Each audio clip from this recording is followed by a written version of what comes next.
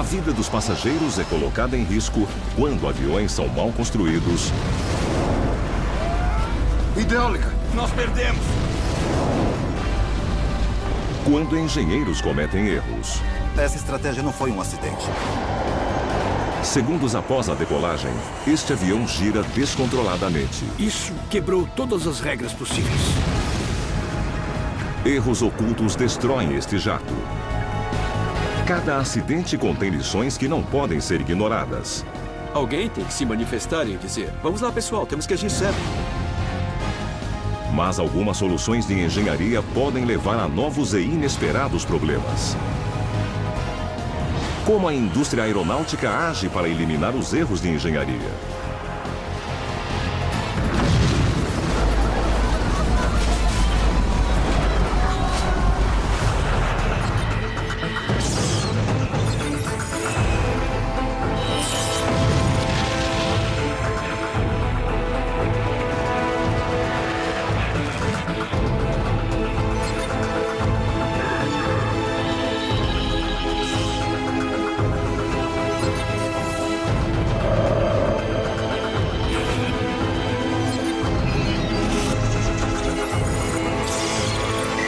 Catástrofes aéreas. Erro de engenharia.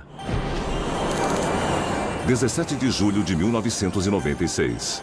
Aeroporto JFK, Nova York. É o fim de um dia quente de julho. O voo 800 da TWA aguarda para partir rumo a Paris. Iniciando controle. Tripulação, checar máscaras de oxigênio. Ele finalmente decola um pouco depois das 8 da noite. Há 230 pessoas a bordo. Entre elas, Jill Zinkiewicz, em sua primeira viagem internacional como comissária de bordo. O irmão de Jill, Matt, é ativista pela segurança aérea. Era um dia normal, um dia lindo. A Jill estava tão empolgada com a viagem para a França que contou para todo mundo que estava indo. Reconstituição. No setor de Jill, há um grupo de 16 alunos do ensino médio de uma pequena cidade da Pensilvânia. Eles estão a caminho de Paris, na maior viagem de suas vidas. Enquanto todos se acomodam, o avião se aproxima da altitude de cruzeiro.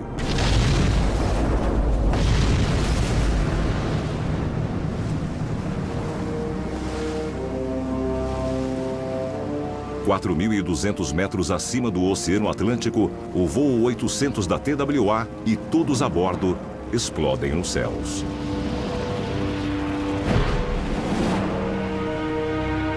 Os momentos finais do avião foram vistos por centenas de testemunhas oculares. We saw a big giant ball of flames, biggest orange ball I ever saw. My son was standing there on the beach and he said, "Oh, look," and we saw an explosion. We turned and looked at what looked like fireworks that were in the sky. And I looked up and I saw what appeared to be a glowing ball. O corpo da comissária de bordo, Jill, é um dos primeiros a ser recuperado. Todas as 230 pessoas a bordo do Boeing 747 estão mortas.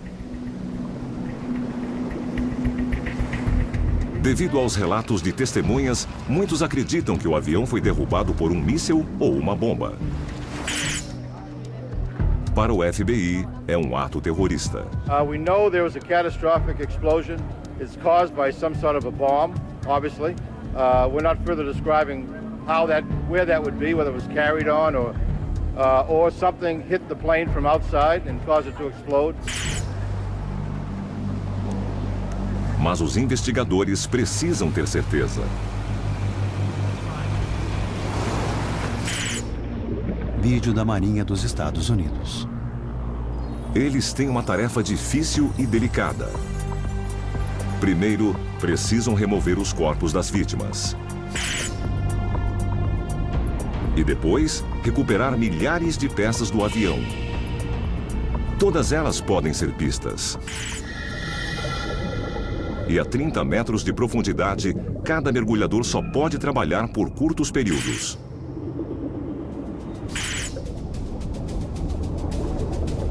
Após 7 dias de buscas, as caixas pretas do avião são encontradas.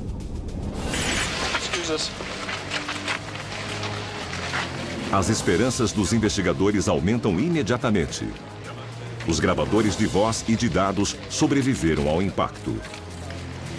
About 11.5 minutes after takeoff, the recording ended abruptly. O encerramento abrupto é um indício claro de um evento catastrófico, mas isso foi tudo o que os investigadores concluíram. Os gravadores parecem não conter mais nenhuma pista.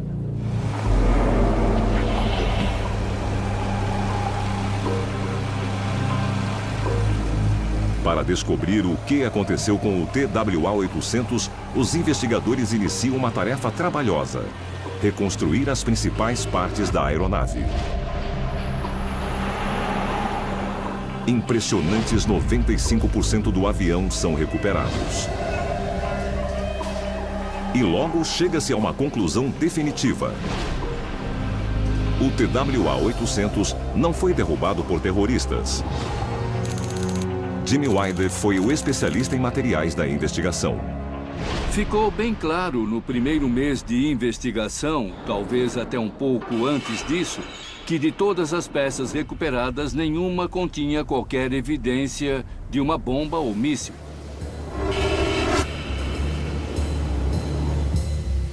Mas agora há um novo quebra-cabeça. Se não foi terrorismo, qual teria sido o problema do avião? Os investigadores iniciam um longo processo para estabelecer a causa da explosão. Um avião projetado para ser à prova de falhas teria sido vítima de um erro de engenharia?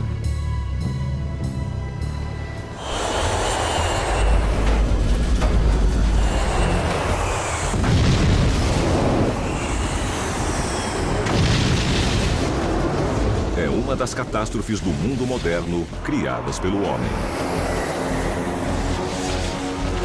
Centenas de vidas perdidas e bilhões de dólares desperdiçados porque um avião não está apto a voar devido a um erro de engenharia. Mas a necessidade de segurança sempre lutou com a necessidade de lucro. Com a popularidade das viagens aéreas, mais aeronaves são construídas e a competição é feroz. Lockheed Martin, McDonnell Douglas e Boeing Corporation, todas disputando o primeiro lugar.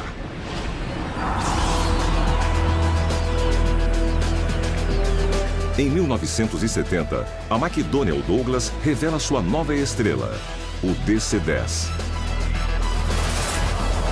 Após um investimento de $1 bilhão, a empresa está convencida de que é um avião seguro e capaz de gerar lucros.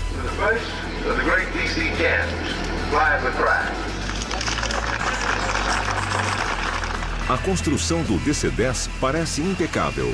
Ele responde bem aos comandos e torna-se popular entre os pilotos. Então, ocorre um desastre, devido a um erro de engenharia. 3 de março de 1974. É primavera em Paris.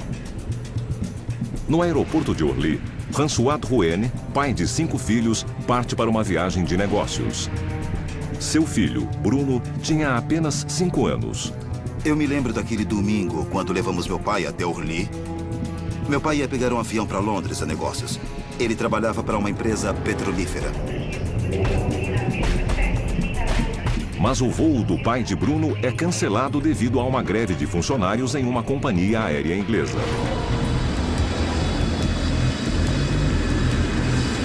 Um dos únicos voos disponíveis é o 981 da Turkish Airlines, recém-chegado de Istambul e a caminho de Londres.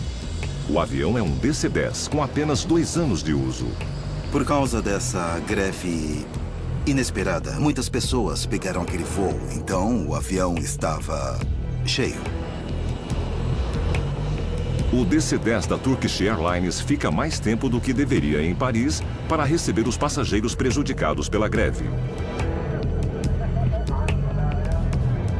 Sem que sua família saiba, François Drouin também embarca.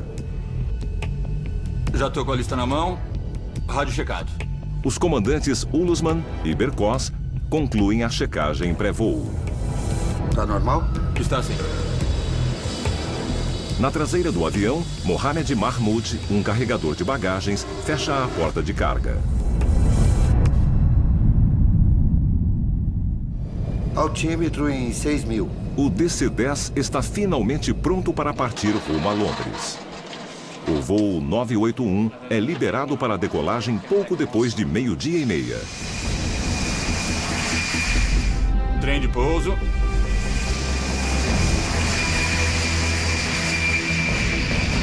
Tudo parece normal,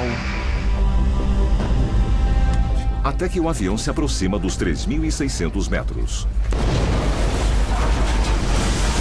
O que foi isso? Rajadas de ar frio castigam os passageiros. A cabine explodiu.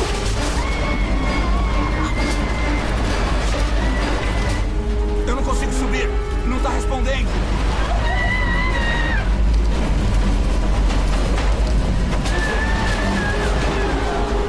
Hidráulica. Nós perdemos.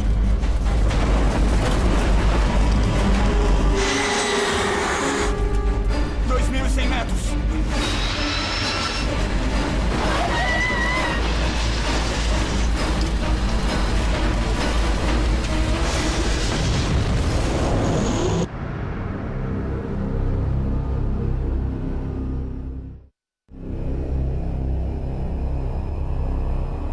Nos arredores de Paris, o avião se choca contra o solo a quase 800 km por hora.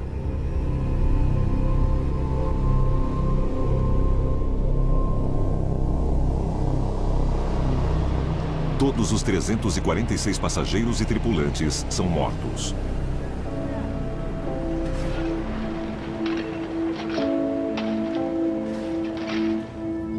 Foi um impacto muito violento. E as autoridades francesas não estavam preparadas para um evento como esse. Foi o primeiro.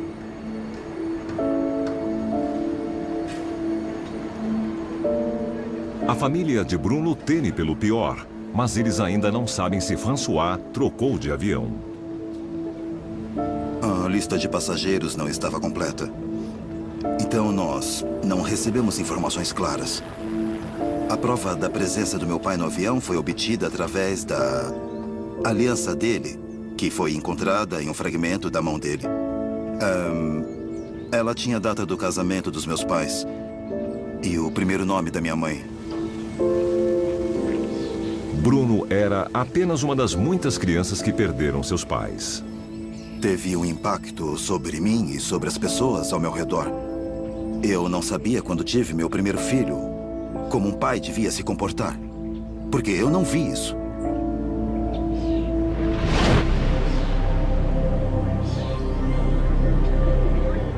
Após a tragédia, os investigadores franceses iniciam a horrível tarefa de procurar pistas em meio aos destroços.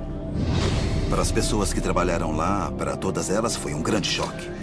Muitas delas relataram que não conseguiam trabalhar por muito tempo, porque era emocionalmente difícil. Tinha muitos restos humanos em toda parte. Então, os investigadores encontram sua primeira grande pista. A 16 quilômetros de onde o avião caiu, a polícia francesa descobre uma cena macabra. 6 passageiros mortos presos a 2 fileiras de assentos. Ao lado deles, uma pilha de metal retorcido, que é identificada como a porta de carga traseira.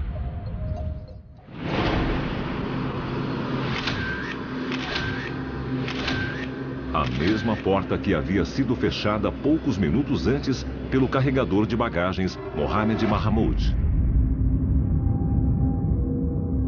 Mas como uma porta podia simplesmente cair de um avião? A resposta estaria em um erro de engenharia.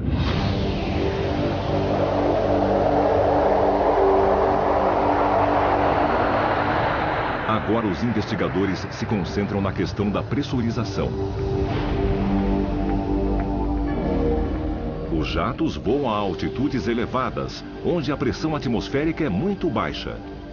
Para manter o conforto dos passageiros, a pressão no interior do avião precisa ser elevada.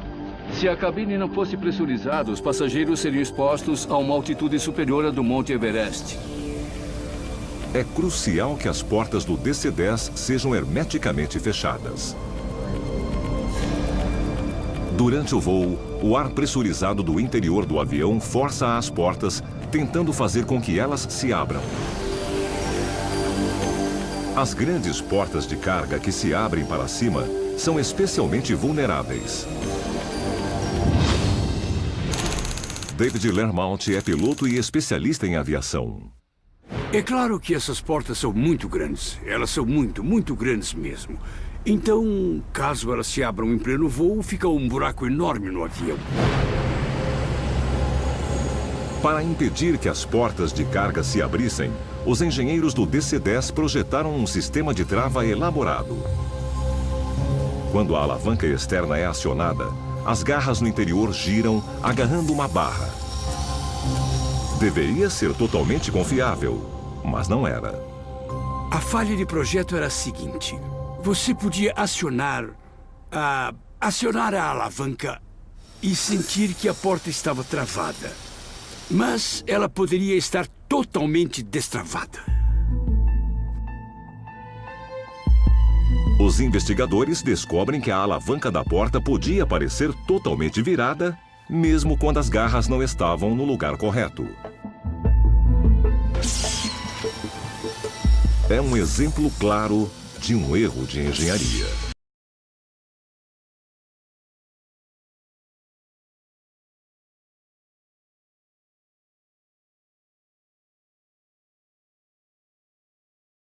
O uso da porta.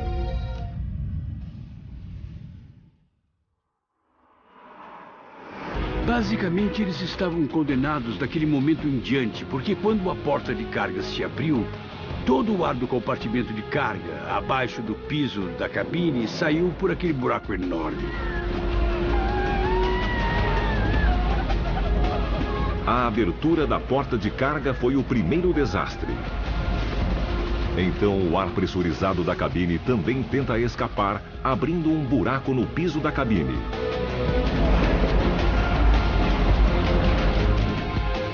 Esta corrente de ar violenta arrasta 6 passageiros para fora do avião, rumo à morte.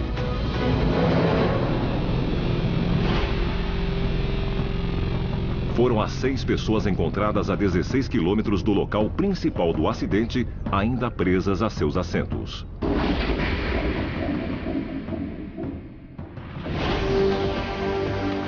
O colapso do piso da cabine leva a um novo desastre. Ele destrói cabos de controle vitais. Hidráulica! Nós perdemos! Estes cabos são acionados por pressão hidráulica para mover componentes fundamentais, como o leme e os estabilizadores. Sem eles, os pilotos não podem controlar o avião. Eu não consigo subir! Não está respondendo!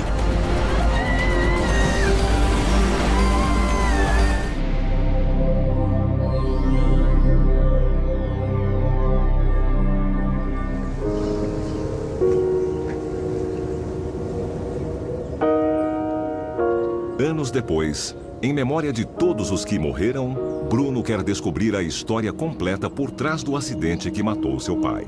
Para mim, essa tragédia não foi um acidente. Acidente é falta de sorte. Aqui aconteceu outra coisa. Foi uma combinação de azar com um problema totalmente conhecido. Bruno teve acesso a um relatório interno onde alguns dos próprios engenheiros que construíram as portas de carga do DC-10 achavam que elas não eram seguras. O gerente de produto fez um relatório sobre a porta, mencionando que o sistema de trava não era muito seguro e que existia o risco de, ao longo dos 20 anos de idade útil do avião, ocorrer uma perda de aeronaves e de pessoas.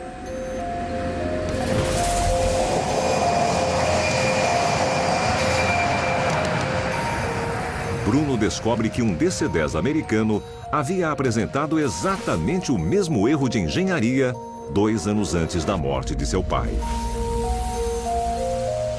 A porta se abriu, o piso da cabine cedeu e cabos de controle vitais foram danificados. Mas os pilotos tiveram sorte. Os cabos foram comprimidos, mas não foram cortados. E os pilotos conseguiram aterrissar o avião com segurança.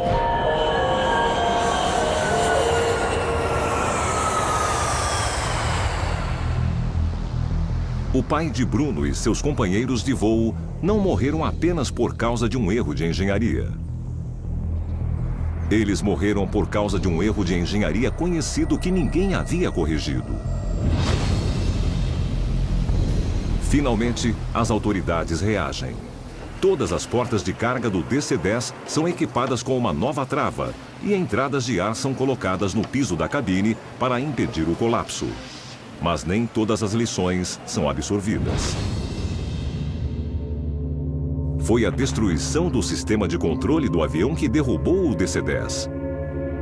No futuro, ele teria que ser a prova de falhas. Assim, mesmo que um componente sofresse uma falha catastrófica, o avião continuaria seguro. Mas 5 anos depois, o fato de isso não ter ocorrido voltaria a assombrar a fabricante do DC-10, a McDonnell Douglas. 25 de maio de 1979. Aeroporto O'Hare, em Chicago. United 562, vire à direita em 070. Prepare-se para a decolagem. O mais movimentado do mundo. Ele tem que virar à direita onde você está. Pode virar à esquerda ali? E naquele dia, em 1979, o movimento é ainda maior do que o normal. A aeronave militar à direita, é melhor atravessar. Estou tentando tirar todo mundo da frente. É o início de um fim de semana prolongado e dezenas de milhares de passageiros estão tentando decolar. Checado. Pressurização da cabine. Tudo checado. Um DC-10 da American Airlines se prepara para ir a Los Angeles. 20 pedindo permissão. Atenção, Torre American 191 pedindo permissão para taxiar. Permissão para assumir a posição. Aguarde na pista 32 à esquerda. Pode virar à esquerda. 2 minutos após as 3 da tarde, o DC-10 está pronto para partir. Motor estável. Acelerar para a decolagem.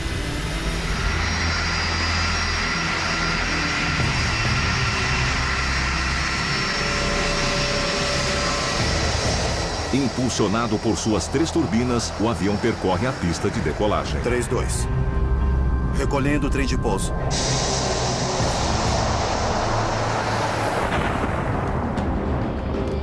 De repente, a turbina esquerda se solta. Troca! Aquele avião acabou de perder uma turbina. Parece catastrófico, mas a perda de um motor não deveria ser o bastante para derrubar esta aeronave. Os DC-10 são projetados para voar mesmo com 2 motores. O avião começa a se inclinar para a esquerda. Ah, meu Deus! Há algum outro problema. Os pilotos perdem o controle. O DC-10 vira totalmente.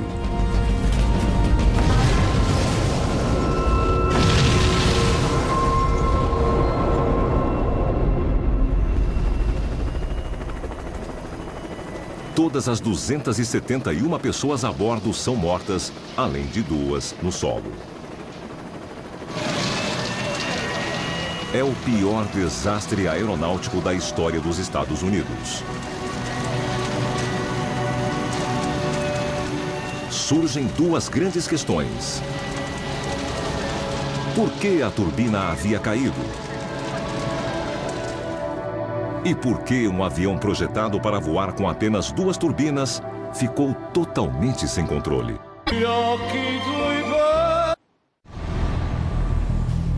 Responder por que a turbina do DC-10 caiu mostra-se terrivelmente simples. É um caso de falta de manutenção. Uma das peças que fixava o motor estava rachada. E ninguém havia percebido. Checagens de emergência revelam rachaduras similares em 6 outros DC-10. Surge o temor de que toda a frota americana esteja em risco. São assustadoras 138 aeronaves. I have no choice but to ground all US DC-10s immediately. A culpa pelas rachaduras recai sobre as companhias aéreas e não sobre a fabricante dos aviões, a McDonnell Douglas. Os investigadores descobrem outro problema crítico.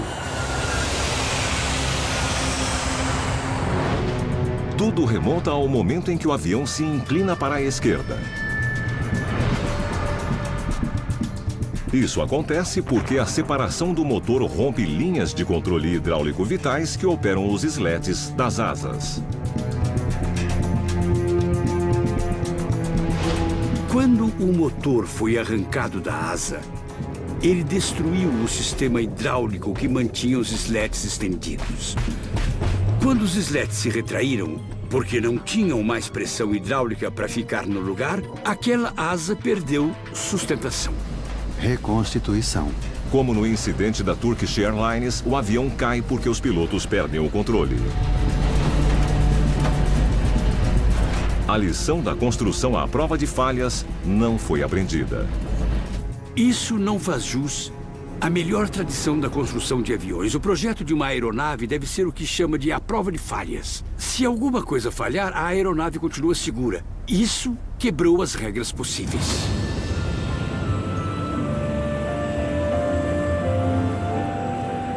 Ao longo dos anos seguintes, os engenheiros responsáveis pelo DC-10 aprendem a lição. Eles instalam sistemas mecânicos para garantir a segurança da aeronave. Mas é impossível remendar a reputação do avião.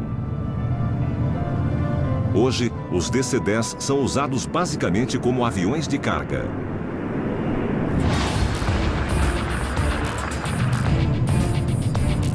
E o Jumbo 747 da Boeing torna-se o jato de passageiros mais bem-sucedido do mundo.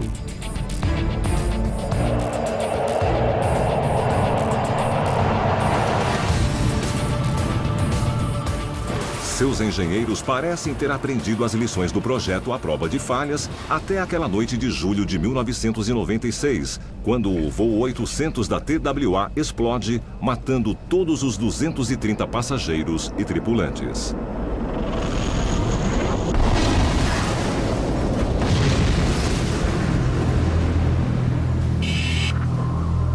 Após meses de um trabalho minucioso, os investigadores reconstroem seções inteiras do avião despedaçado. Era um grande número de peças, milhares de peças, que precisavam ser remontadas para começarmos a entender como o avião se desfez. E depois, por que o avião se desfez. Depois que a possibilidade de um míssil ou uma bomba é descartada, os investigadores buscam uma fonte de explosão na própria aeronave. E, finalmente, a encontram. O tanque de combustível central explodiu.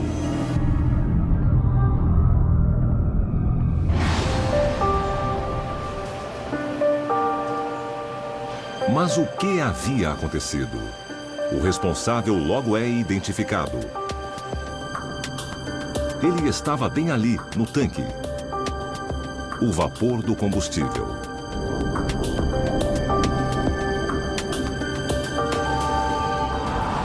Quando os engenheiros da Boeing projetaram o 747 nos anos 1960, eles esperavam que o avião voasse com todos os seus tanques cheios.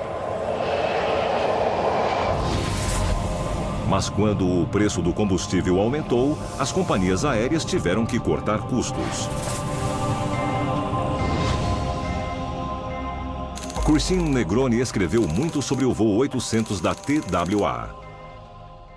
Quando a preocupação com o uso de combustível aumentou nos anos 70 e 80, os aviões passaram a voar sem os tanques cheios. Se não precisavam do combustível, o tanque ia vazio. Mas os investigadores descobriram que voar com tanques de combustível vazios representava um risco não totalmente reconhecido.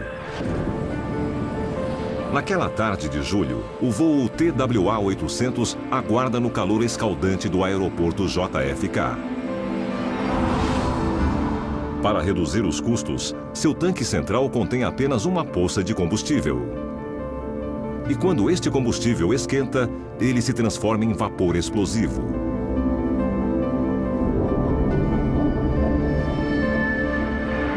Um segundo erro de engenharia torna a situação muito pior. Diretamente abaixo do tanque de combustível, os engenheiros da Boeing colocaram os circuladores de ar do avião. São eles que fornecem ar filtrado para a cabine dos passageiros. Mas, embora aumentem o conforto dos passageiros, também emitem calor. E este calor vai diretamente para o tanque de combustível.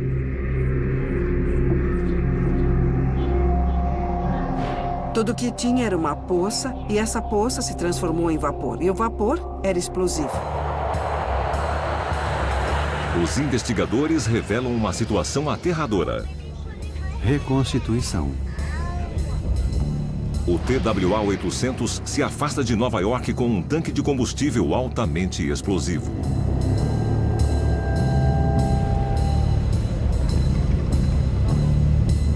As 230 pessoas a bordo não fazem ideia. Elas estão sentadas sobre uma bomba prestes a explodir. Basta uma fagulha para detoná-la. Mas é um risco que os engenheiros da Boeing pensavam ter eliminado. Seu projeto à prova de falhas deveria ter evitado o desastre. Os fios elétricos instalados no tanque usavam uma voltagem muito baixa, que eles pensavam não ser o bastante para causar a faísca. A investigação finalmente determina a sequência de erros de engenharia que derrubou o voo 800 da TWA. Primeiro, o vapor do combustível se acumula no tanque. Ele é aquecido a um estado crítico pelas unidades de compressão e circulação de ar. Fios rachados permitem a entrada de correntes de alta voltagem no tanque. Há um curto-circuito, uma faísca e o resultado trágico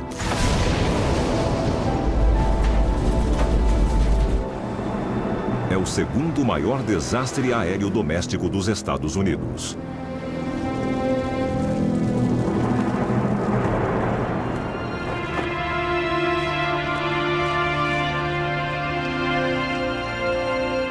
Anualmente, parentes e amigos se encontram para relembrar seus entes queridos mortos a bordo do TWA-800.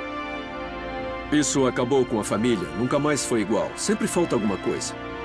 Quando o assunto é segurança, vidas humanas, de pessoas próximas, talvez a vida dos seus filhos, não importa o preço. Não é tão difícil agir corretamente.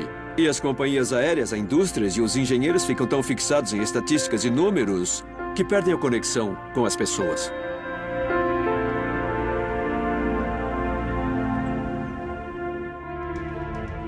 Mas há uma recompensa. A comissária de bordo Jill Zinkenvix e seus colegas de voo não morreram em vão. As autoridades finalmente reconhecem a ameaça dos tanques de combustível explosivos.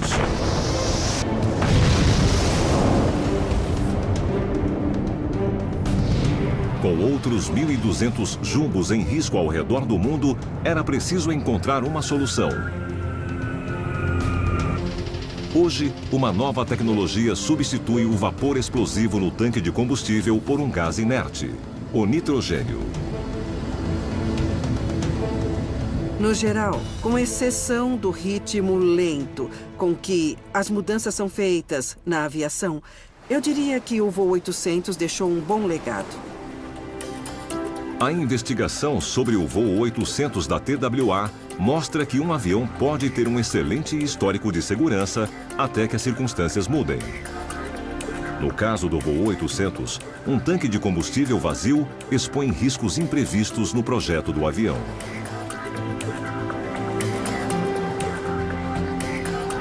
Os engenheiros aeronáuticos percebem que é necessário prever problemas com maior precisão. O tipo de problema de engenharia que ocorre hoje em uma boa companhia aérea com aviões modernos é o tipo de problema de engenharia que não foi previsto. Mas isso será possível? Nos anos 1990, para minimizar os erros de engenharia, a Boeing começa a usar a tecnologia mais recente para construir o 777. O maior jato bimotor do mundo. Assim como o jumbo original da Boeing, ele logo se torna famoso pela segurança. Mas os engenheiros da Boeing estão prestes a sofrer um choque. Eles podem ter eliminado o risco de superaquecimento do combustível, mas não previram o que acontece quando o combustível esfria demais. 17 de janeiro de 2008. Aeroporto Heathrow, em Londres, em um movimentado dia comum. Aviões de todo o mundo aterrissam a cada 3 minutos na pista sul. Entre os aviões a caminho do Heathrow está um 777 da British Airways. Reconstituição. O voo 38 tem 136 passageiros e 16 tripulantes a bordo. Eles estão voando há 11 horas, tendo saído de Pequim à noite, e todos estão ansiosos pelo fim da jornada. O comandante Peter Burkell e o copiloto John Cowart preparam-se para aterrissar. Pronto, os controles são seus, John. Assumindo controles. Tudo ocorreu normalmente até 1 minuto antes da hora prevista para o pouso. O avião estava a uns 300 metros, trem de pouso abaixado, flaps abertos a cerca de 30 graus. E não parecia ter nada errado. Speedbird 38, pouso liberado na 27 à esquerda. Pouso liberado na 27 à esquerda, Speedbird 38. A cerca de 150 metros, a apenas 35 segundos do pouso... Estou sem empuxo. Os 2 motores perdem a potência de repente. A velocidade começou a cair.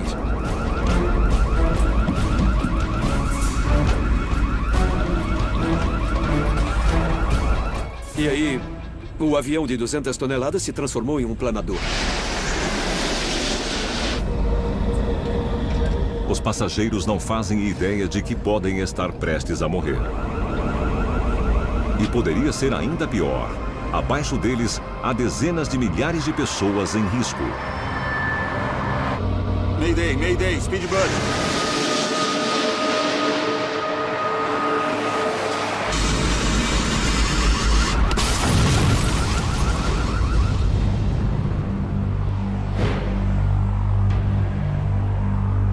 Incrivelmente, todos os passageiros e tripulantes sobrevivem ao acidente e têm apenas ferimentos leves. Agora os engenheiros estão desesperados para descobrir por que os 2 motores perderam potência. Uma falha em 2 motores é extremamente rara. Logo, as caixas pretas do avião indicam um novo tipo de problema de engenharia.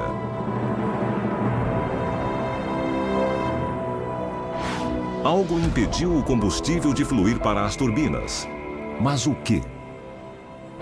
Uma coisa que nunca tinha sido prevista aconteceu com o sistema de combustível.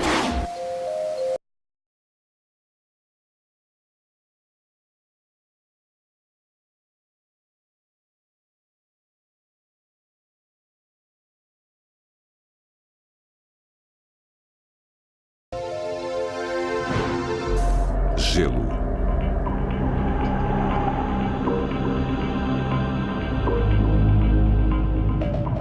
De Pequim a Londres, o avião atravessou um ar extremamente frio com até 74 graus negativos. A estas temperaturas, a quantidade minúscula de água presente no combustível de aviação pode se transformar em cristais de gelo. O gelo teria bloqueado o fluxo de combustível? A princípio, isso parece impossível. O gelo é um risco conhecido e os engenheiros aeronáuticos pensavam já ter lidado com ele. No 777, eles cuidaram para que o combustível fosse aquecido antes de chegar aos motores em um componente conhecido como trocador de calor. Steve Moss é investigador de acidentes e especialista em motores. Quando o combustível passa por esses tubos, ele é aquecido. Então, quando sai por essa ponta, ele está acima de 0 grau. E os cristais de gelo não chegam até a turbina. Se este aparelho foi criado para derreter cristais de gelo, como eles poderiam ter bloqueado o fluxo de combustível? Os investigadores retornam aos dados da caixa preta. Eles estudam o que aconteceu no sistema de combustível durante o longo voo de Pequim. Eles simulam o impacto do clima frio sobre a tubulação. Os testes mostraram uma coisa que não tinha sido levada em conta. Em altitude de cruzeiro, quando o fluxo de combustível é lento, o gelo pode se acumular dentro dos tubos. Reconstituição. Os investigadores passam a acreditar que o gelo se acumulou lentamente durante a longa jornada. Pronto, os controles são seus, John. Assumindo controles. Ao se aproximarem de Heathrow, os pilotos precisam de mais potência dos motores. Isso aumenta repentinamente o fluxo de combustível nos tubos, o que solta o gelo. Isso gera uma espécie de bola de neve ou uma avalanche que aumenta enquanto se desloca na direção da turbina. A bola de neve atinge o trocador de calor e o bloqueia. No momento em que o avião precisa de mais potência, o combustível não consegue passar pelo gelo. Os motores são inúteis.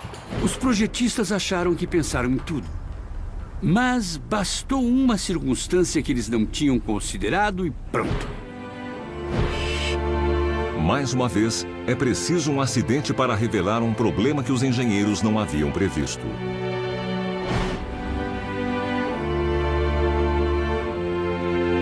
Agora que eles estão cientes, basta uma pequena alteração na entrada do trocador de calor para garantir que até um fluxo repentino de gelo possa ser derretido. O que aconteceu com o voo 38 da British Airways é mais um alerta. É a mesma lição revelada nas quedas dos DC-10 mais de 30 anos antes. Os engenheiros precisam considerar o imprevisível. Precisam tornar os aviões à prova de falhas.